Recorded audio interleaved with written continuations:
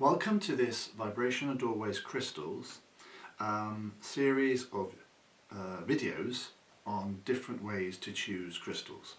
And in this video we're going to focus on using your intuition to choose the crystals you need, or maybe the crystals that somebody else needs. But normally it's intuition working for yourself to choose what you need. So I have a box of crystals which we will be working with.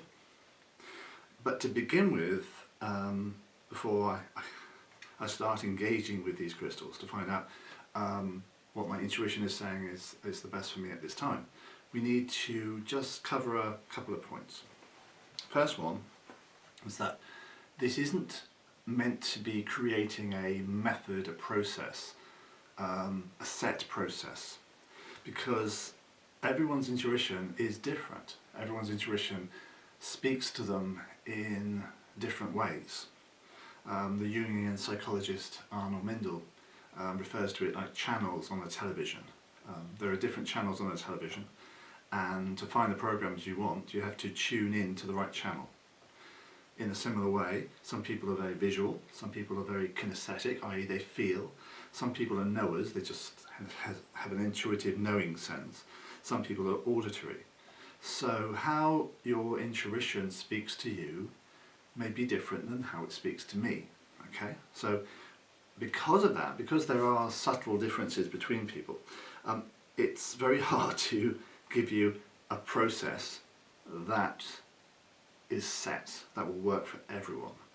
However, what we're going to do in this video is walk you through and point out the variations that you can try to find your own process. So that's the first thing we need to say. So this is not about creating a set in stone process, it's about walking you through the possibilities that you can try to find your own process. And once you've got your own process and it works for you, then you don't need to listen to everybody else or anybody else because you've got something that works.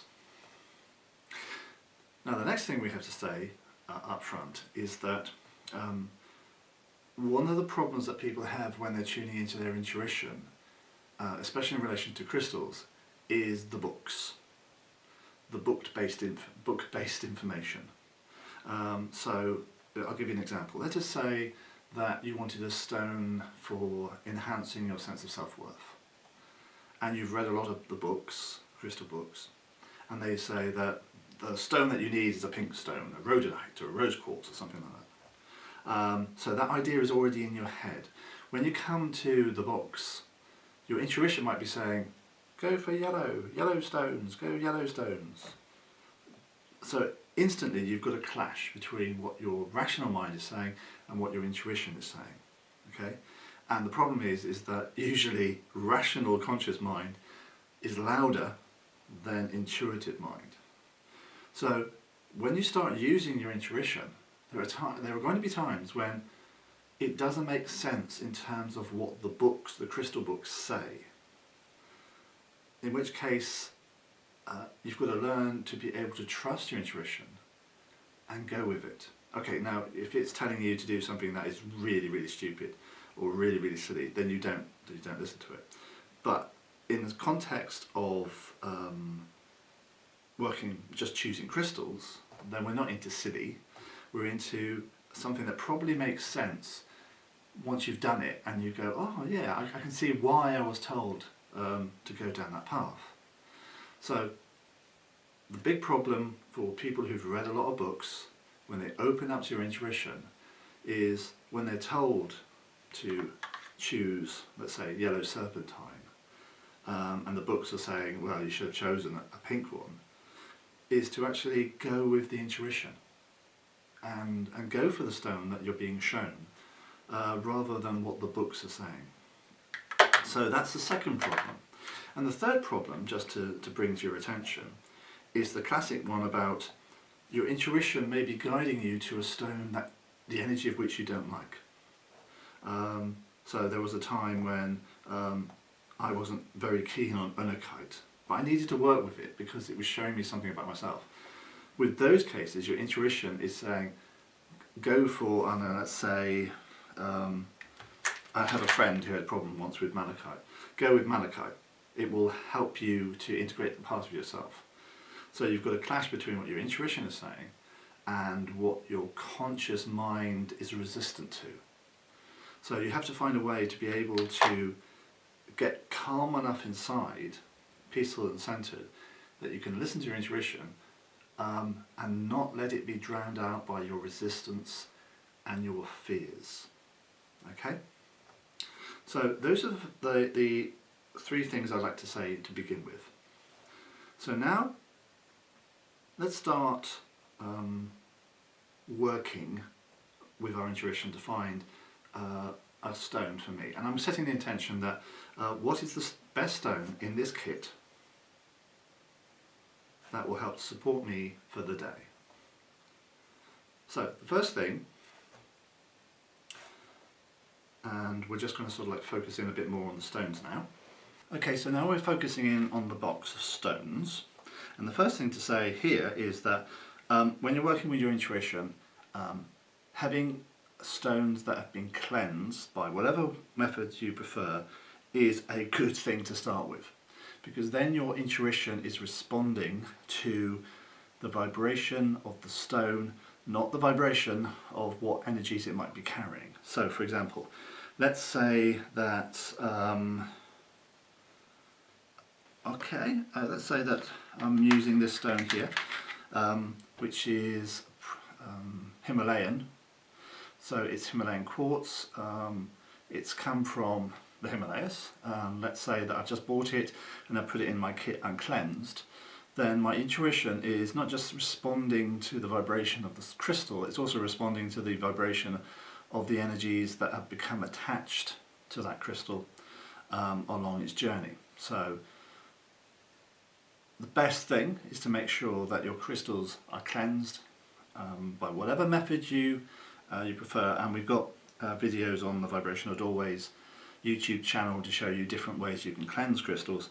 But from when you're working on your intuition, it is far the best thing to work with stones that are neutral, stones that are their own energy, and stones that are not carrying anything that might be picked up by anybody else. Because if they are carrying sort of like energies from your last clients or from the crystal shop you bought it from, the trouble is when you start working with your intuition is responding to that energy as well as the core energy of the crystal itself.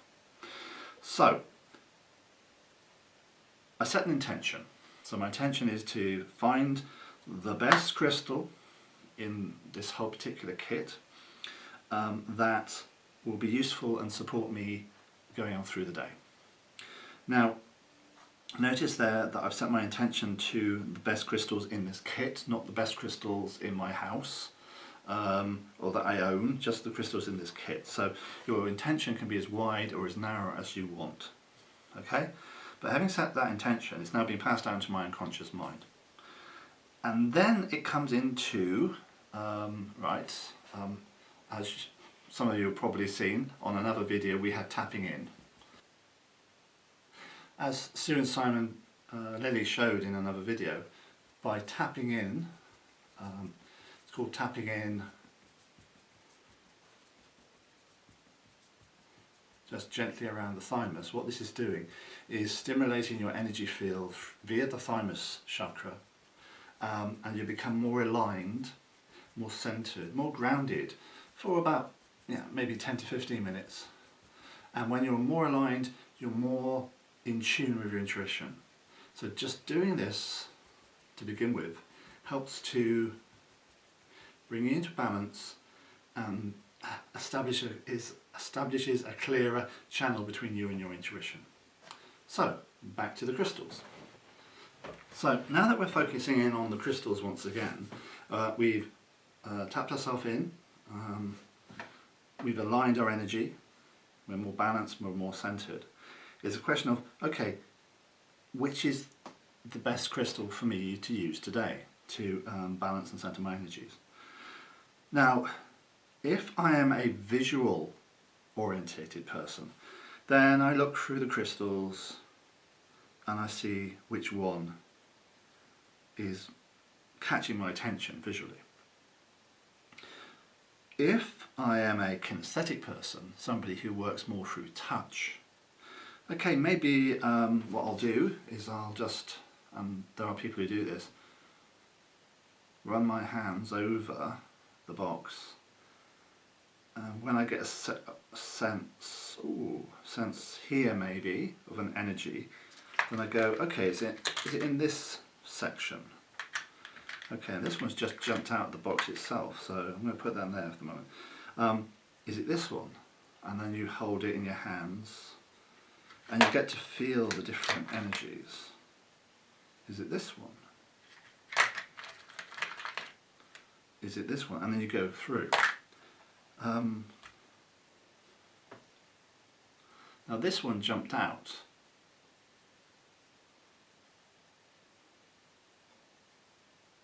And you have to be also aware of those sorts of little synchronicities that happen. Sometimes it'll jump out and you just have to pay attention or something like that, but my intuition is telling me this one, okay? Which is a reddy pinky garnet. Now instantly my head's going, okay, why am I choosing this one? But for the moment I don't need to know why. Okay, like I said, I went for my feeling sense. I felt that it was in this compartment. I started to sort of engage with them. This one sort of like seemed to jump out, and holding it, feel of it, there seems to be something that does actually resonate with me.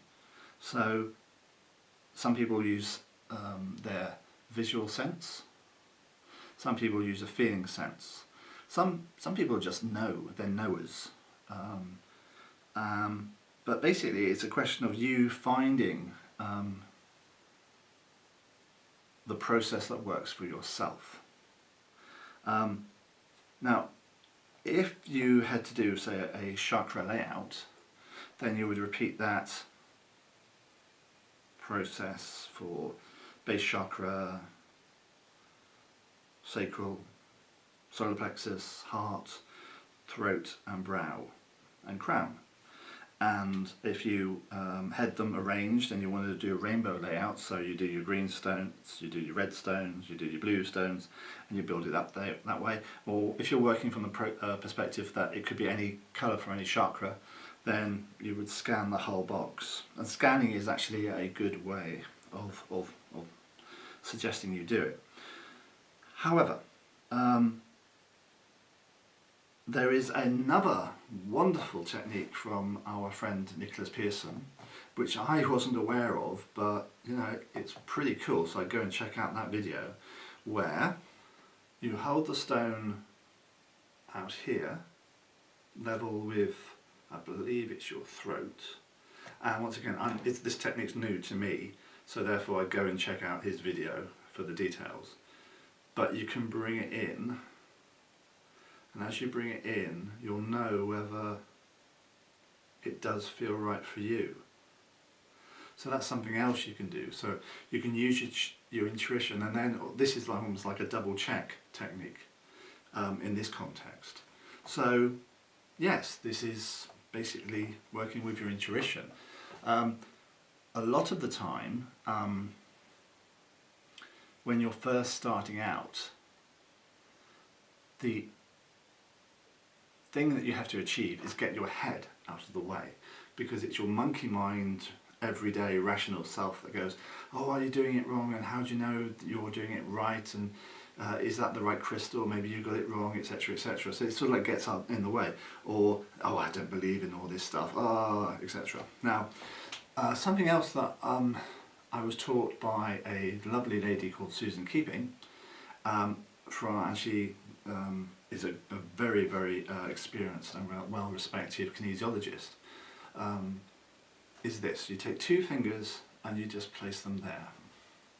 So if you're doing any type of dowsing, muscle testing, and intuitive work. What this does, it sort of like disconnects your head, the criticised part of your head, from your energy field temporarily. So therefore, you're much more likely to be able to get a good intuitive answer. So it works for dowsing, it works for muscle testing, but it also works for intuition. So if you find that you're choosing and there's something, you know, I don't trust myself, try also doing this. Just place 2 fingers in the place just between the chin and the lips, that little indentation. And just place two, not one, 2 fingers there. And what it does, it sort of like takes the critical head out of the equation for a bit. So, like I said at the start, there is no set procedure that I can give you, because everyone is different in terms of how their intuition speaks to them. So you really have to play with different options to go, okay, I am a person that they see the crystal, they know, or I just know before I even see, or I'm somebody who is kinesthetic, they feel, and therefore it's important that I actually hold the crystal. I can't really choose if it's the right crystal for me unless I hold it, okay? So those sort of things you have to find out for yourself, okay? But what I was saying about the tapping in works for everybody. Aligns and grounds your centers your energy. If your head's getting in the way, the 2 fingers there takes the head, the rational, critical head, and sort of like just puts it over here for the time being. And basically just play and find out what works for you, okay? But once you have found that connection, you found that way, that channel that works for you, then, you know, it can be a very, very, very useful tool to have. But a lot of the time it's about knowing your own energies and knowing what works for you. And don't be afraid to grasp the fact that you are different from somebody else. So if you see somebody else doing it and it doesn't work for you that way, that's fine. They found their way, you need to find your way. Don't compare sort of like yourself to other people. When it comes to intuition, it's finding your own process. Okay, thank you, and I hope you've enjoyed this video. Okay then, thanks very much. Oh, and by the way, if you like this video, please like it on YouTube, and please feel free to subscribe to our YouTube channel to see all the other cool videos that have been posted and will be continued to post from myself, from Stuart Simon Lilly, and also Nicholas Pearson. Okay, thank you, bye.